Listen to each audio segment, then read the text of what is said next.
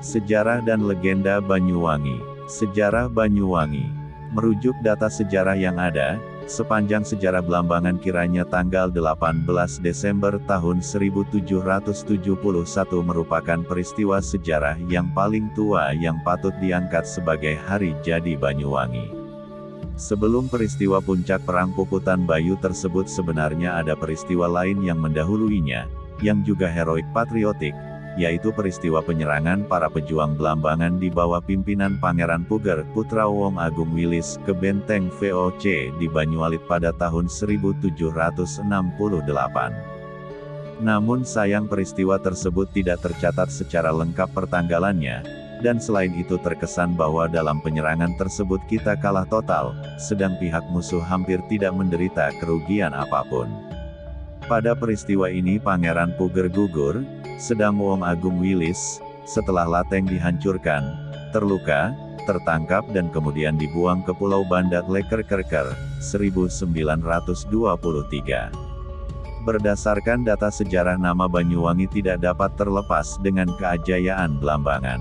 Sejak zaman Pangeran Tawang Alun, tahun 1655 sampai tahun 1691, dan Pangeran Danuningrat, tahun 1736 sampai tahun 1763, bahkan juga sampai ketika Blambangan berada di bawah perlindungan Bali, tahun 1763 sampai tahun 1767, VOC belum pernah tertarik untuk memasuki dan mengelola Blambangan, IBIT, 1923 banding 1045.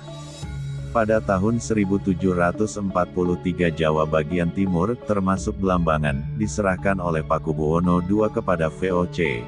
VOC merasa Blambangan memang sudah menjadi miliknya. Namun untuk sementara masih dibiarkan sebagai barang simpanan, yang baru akan dikelola sewaktu-waktu, kalau sudah diperlukan. Bahkan ketika Danuningrat meminta bantuan VOC untuk melepaskan diri dari Bali, VOC masih belum tertarik untuk melihat ke Blambangan, IBIT 1923 banding 1046. Namun barulah setelah Inggris menjalin hubungan dagang dengan Blambangan dan mendirikan kantor dagangnya Komplek Inggrisan sekarang, pada tahun 1766 di Bandar Kecil Banyuwangi, yang pada waktu itu juga disebut Tirtaganda, Tirta Arum atau Toyarum, maka VOC langsung bergerak untuk segera merebut Banyuwangi dan mengamankan seluruh Blambangan. Secara umum dalam peperangan yang terjadi pada tahun-tahun 1767 sampai tahun 1772, 5 tahun itu, VOC memang berusaha untuk merebut seluruh Blambangan.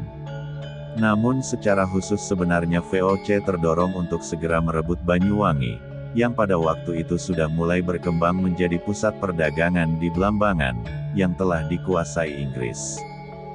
Dengan demikian jelas, bahwa lahirnya sebuah tempat yang kemudian menjadi terkenal dengan nama Banyuwangi, telah menjadi kasus beli terjadinya peperangan dahsyat, Perang Puputan Bayu.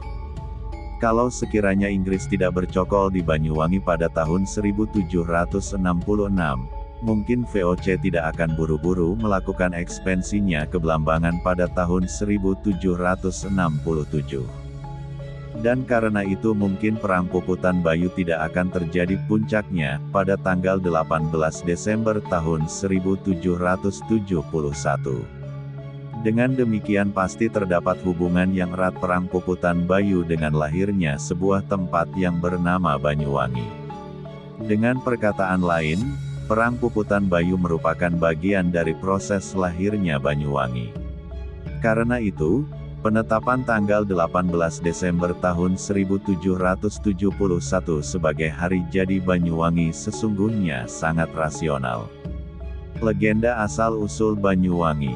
Konon, dahulu kala wilayah ujung timur Pulau Jawa yang alamnya begitu indah ini dipimpin oleh seorang raja yang bernama Prabu Sulakromo. Dalam menjalankan pemerintahannya ia dibantu oleh seorang patih yang gagah berani, arif, tampan bernama Patih Sidopekso. Istri Patih Sidopekso yang bernama Sri Tanjung sangatlah elok parasnya, halus budi bahasanya sehingga membuat sang raja tergila-gila padanya.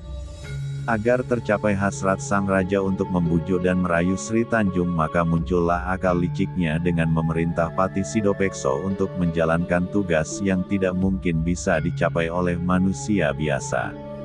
Maka dengan tegas dan gagah berani, tanpa curiga, sang Pati berangkat untuk menjalankan titah sang raja. Sepeninggal sang Pati Sidopekso, sikap tak senonoh Prabu Sulakromo dengan merayu dan memfitnah Sri Tanjung dengan segala tipu daya dilakukannya. Namun cinta sang raja tidak kesampaian dan Sri Tanjung tetap teguh pendiriannya, sebagai istri yang selalu berdoa untuk suaminya. Berang dan panas membara hati sang raja ketika cintanya ditolak oleh Sri Tanjung. Ketika Pati Sidopekso kembali dari misi tugasnya, ia langsung menghadap sang raja. Akal busuk sang raja muncul, memfitnah Pati Sidopekso dengan menyampaikan bahwa sepeninggal sang Pati pada saat menjalankan titah raja meninggalkan istana, Sri Tanjung mendatangi dan merayu serta bertindak serong dengan sang raja.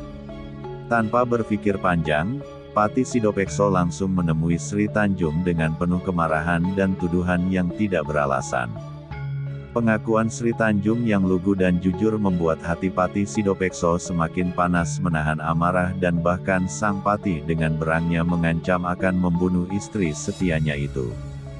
Diseretlah Sri Tanjung ke tepi sungai yang keruh dan kumuh. Namun sebelum Pati Sidopekso membunuh Sri Tanjung, ada permintaan terakhir dari Sri Tanjung kepada suaminya, sebagai bukti kejujuran, kesucian dan kesetiaannya ia rela dibunuh dan agar jasadnya diceburkan ke dalam sungai keruh itu. Apabila darahnya membuat air sungai berbau busuk maka dirinya telah berbuat serong, tapi jika air sungai berbau harum maka ia tidak bersalah. Pati Sidopekso tidak lagi mampu menahan diri, segera menikamkan kerisnya ke dada Sri Tanjung. Darah memercik dari tubuh Sri Tanjung dan mati seketika. Mayat Sri Tanjung segera diceburkan ke sungai dan sungai yang keruh itu berangsur-angsur menjadi jernih seperti kaca serta menyebarkan bau harum, bau wangi. Pati Sidopekso terhuyung-huyung, jatuh dan ia jadi linglung, tanpa ia sadari, ia menjerit, Banyuwangi. Banyuwangi. Banyuwangi terlahir dari bukti cinta istri pada suaminya.